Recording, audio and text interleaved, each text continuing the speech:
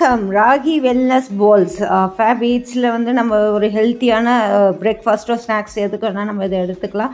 இப்போ ராகி மாவு, அரிசி மாவு, உப்பு, தண்ணி இது நல்லா கலந்து நல்ல மாவு கரைச்சிக்கணும். துருவின தேங்காய், பச்சை மிளகாய், ஜீரகம், கருவேப்பிலை இதை வந்து ஒரு மிக்சியில் வந்து கிரைண்ட் பண்ணி எடுத்துக்கலாம். குறகிற ஸ்டேஜில் இருந்தால் தான், இந்த மாதிரி ஸ்டேஜில் இருந்தால் மாவு கூட ஆட் பண்ணி நல்லா மிக்ஸ் பண்ணிவிடுங்க. அப்போ உங்களுக்கு டேஸ்ட்டு நல்லாயிருக்கும். ஸோ அதுக்கோசரம் தான் சொல்கிறேன். இப்போ ஒரு வானல் எடுத்துக்கோங்க.